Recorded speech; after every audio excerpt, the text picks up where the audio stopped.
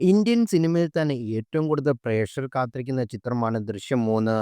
മലയാളത്തിൽ ആദ്യം പുറത്തിറങ്ങിയ ചിത്രം പിന്നീട് നിരവധി ഭാഷകളിലാണ് റീമേക്ക് ചെയ്ത് പുറത്തിറങ്ങിയത്. ദൃശ്യം 3ക്കായുള്ള കാത്തിരിപ്പിലാണ് ആരാധകർ ഇപ്പോൾ. സിനിമ ഏപ്രിലിൽ തിയേറ്ററിലെത്തുമെന്ന് സംവിധായകൻ ജിത്തു ജോസഫും പറഞ്ഞു. കൊച്ചിയിൽ നടന്ന ഒരു സ്വകാര്യ ആശുപത്രിയിൽ നടന്ന ചടങ്ങിലാണ് പ്രതികരണം.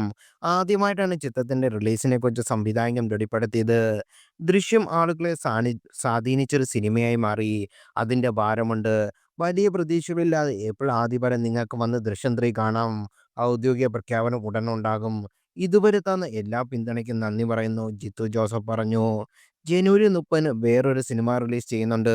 ബിജു മേനോനും ജോർജ് ജോർജും ഒന്നിച്ച് അഭിനയിച്ച വലതുവശത്തെ കള്ളൻ.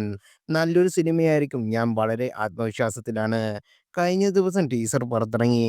ദൃശ്യം മാത്രമല്ല കേട്ടോ, ഞാൻ വേറെയും സിനിമകൾ ചെയ്യുന്നുണ്ട് എന്നും തമാശ രൂപേണ ജിത്തു പറഞ്ഞു. ദൃശ്യം 3യുടെ ഹിന്ദി പതിപ്പിന്റെ റിലീസ് നേരത്തെ നിർമ്മാതാക്കൾ പുറത്തുവിട്ടിരുന്നു. അജയ് ദേവ്ഗൺ നായകനാവുന്ന ഹിന്ദി പതിപ്പിന്റെ റിലീസ് ഒക്ടോബറിലാണ്. ചിത്രത്തിന്റെ ഷൂട്ടിംഗ് ഇതുവരെ ആരംഭിച്ചിട്ടില്ല.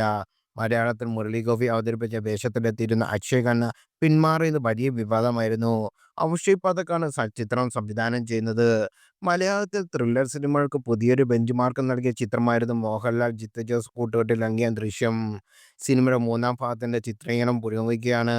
75 കോടിയായിരുന്നു ആദ്യ ഭാഗം തിയേറ്ററിൽ നിന്ന് നേടിയതും.